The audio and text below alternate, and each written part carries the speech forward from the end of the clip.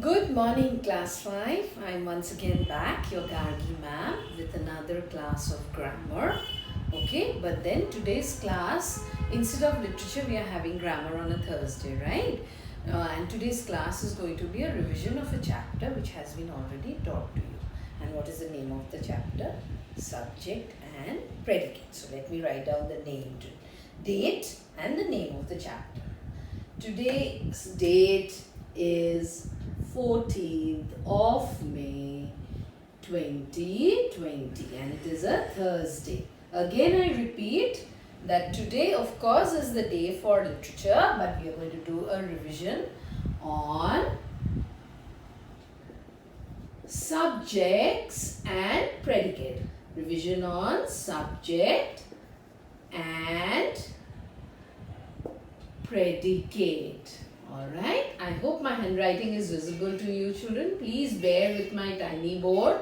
Alright, I am trying to facilitate you with the tiny board of mine. Please also cooperate. I know you all are cooperating with me till today so well. Thank you so much for your likes. I have seen that many of you have liked the video on YouTube. Yes, many of you have subscribed also. Thank you so much for that. Now children, and also a very good amount of also, I would say, a note of appreciation to you for completing your homeworks also on time. You all are regularly doing your homework. Some of you are mailing me, some of you are just doing and messaging. Alright, thanks a lot for that. Now let me begin.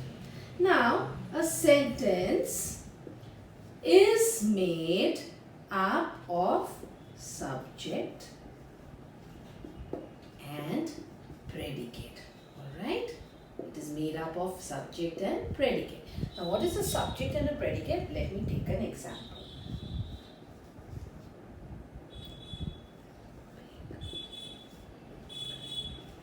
The big grey bunny ate an orange carrot. Alright? Ate an orange carrot. Now, this is my sentence, isn't it? It is a declarative sentence because it is telling us something about a particular thing in it. Now, what is your subject? A subject is about what the sentence is about. Okay? What is the sentence about? About who the sentence is about or and what is it doing. So here we must remember subject equals to who or what. Okay.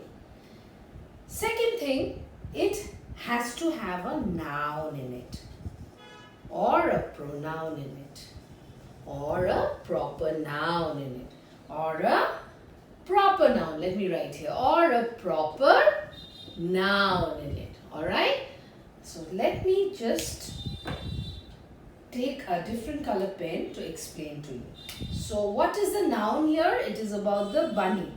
And this entire thing becomes your subject. What is the sentence about? It is about the big grey bunny. What is the noun here? We have two nouns of course, but the subject has to have a noun about whom the sentence is about. So the sentence is about the big grey bunny.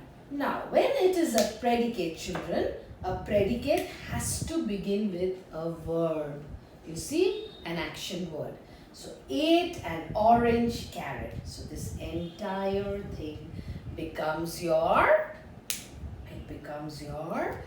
predicate. So, predicate has to have a verb in it and it has to tell us about, tells us about an action.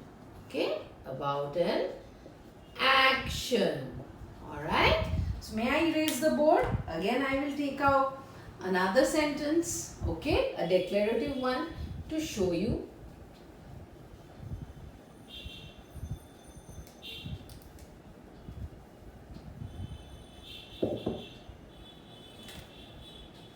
The veggies are fresh and green. Veggies is another word for vegetable. Now, this is a declarative sentence because it is telling us something about a particular thing, isn't it? It is declaring something about. So it becomes an assertive or a declarative sentence. So what are we talking about? We are talking about the veggies, isn't it? And what is the verb here? Have you seen a verb? Yes, of course, are. Are is a linking verb. So it connects, isn't it? So are fresh and green. So this becomes our predicate. Okay, this becomes the subject and this becomes our predicate. Now what happens when it is an interrogative? So I will try to identify subject and predicate from all 4 types of sentences. What are the 4 types of sentences? Declarative, interrogative, exclamatory and imperative. Alright, and imperative sentence. Now let me take an interrogative sentence. Yes, I wiped it clean. Now,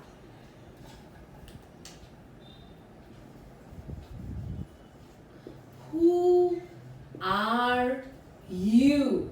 What is an interrogative sentence? A sentence which begins with a capital letter and ends with a question mark, and a sentence with questions. Now, here you will see something, isn't it? You're seeing that you have to identify a subject and also the predicate. The first thing you must try to identify, children, is identify the verb, because a predicate will always begin with a verb. And you try to frame your sentence in another way. So if you say you are who, okay, so what are we talking about? What becomes our subject here? Who. I'm sorry, you becomes our subject and who are becomes our predicate. Alright? Okay? Alright? Is it clear?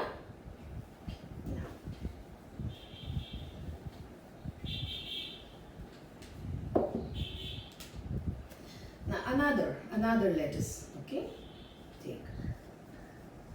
How are you? Yes, I can hear. Very correct. You becomes our subject and how are becomes the predicate. Now,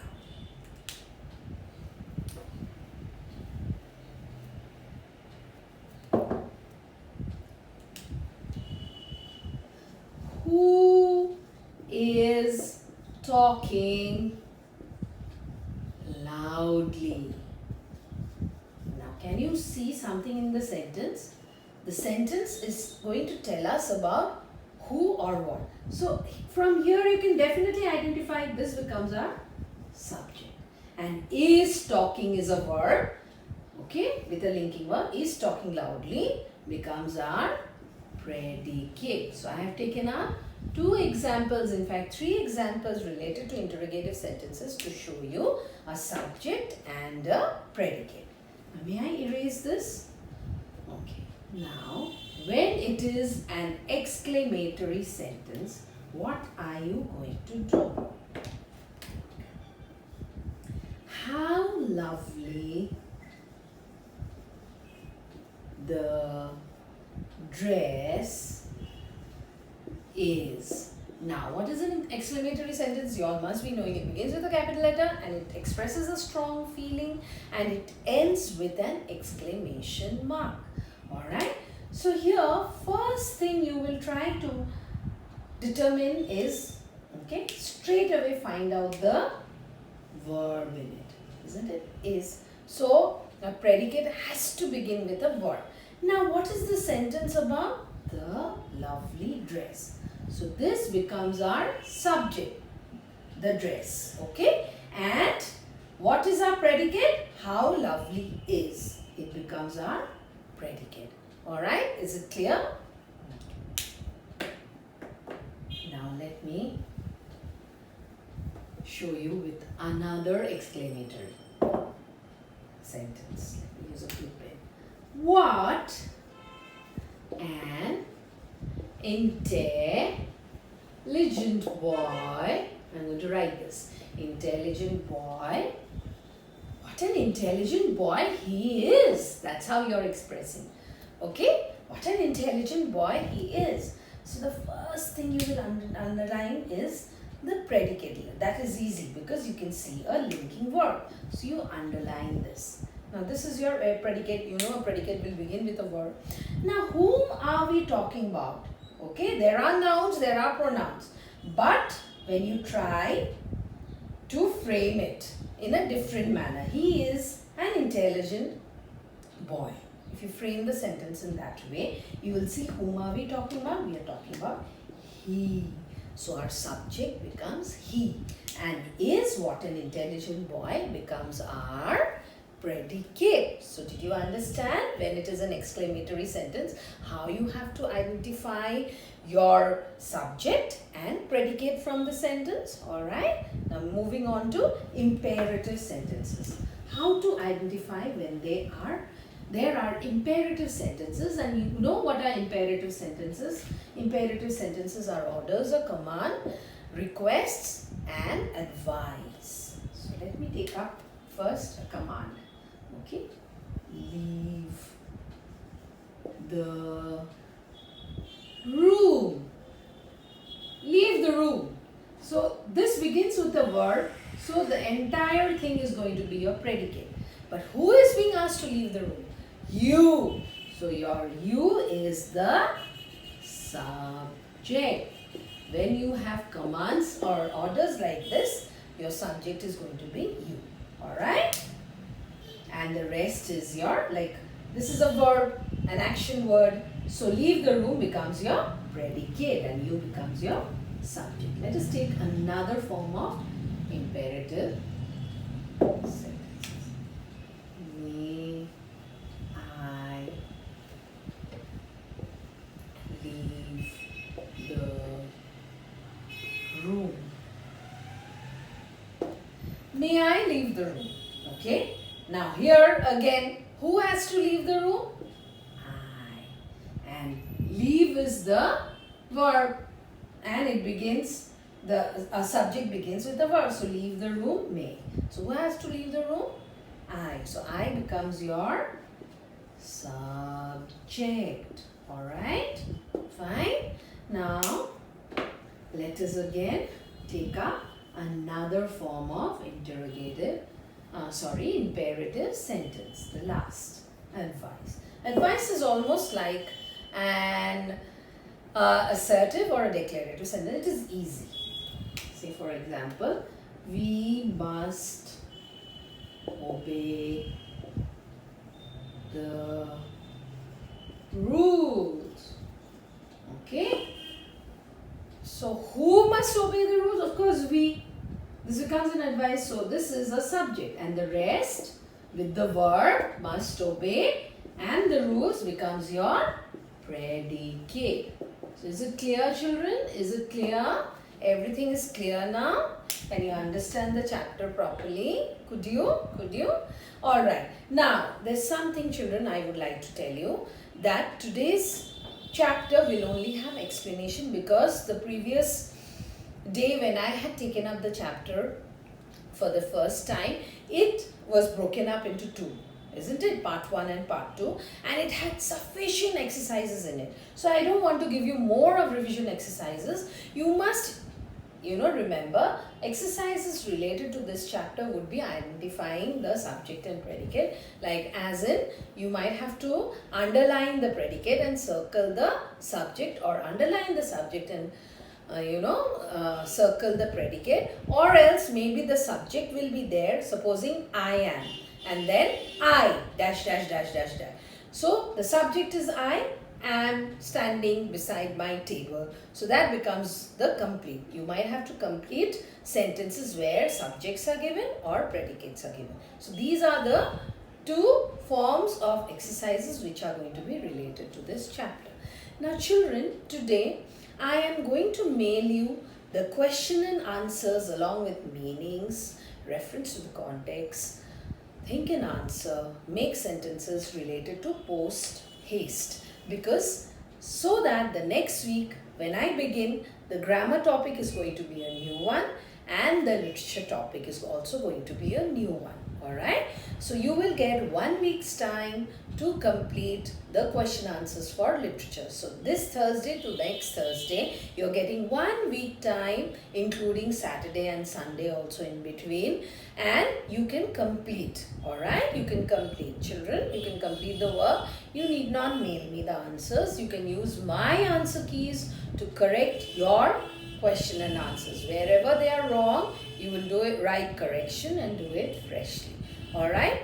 In the meanwhile, for literature also, I would request you to start learning the question answers, meanings, make sentences, reference to the context, also think and answer, because I have taught you almost 3 chapters now, isn't it? Day by day, then the surprising buns and post haste. So today you will get the question answers of post haste. Alright children, take care, stay well, be good, obey your elders, look after your elders, help out your parents and mama and granny, whosoever is at home, help them out with their household chores, okay? Be good, alright? Bye-bye.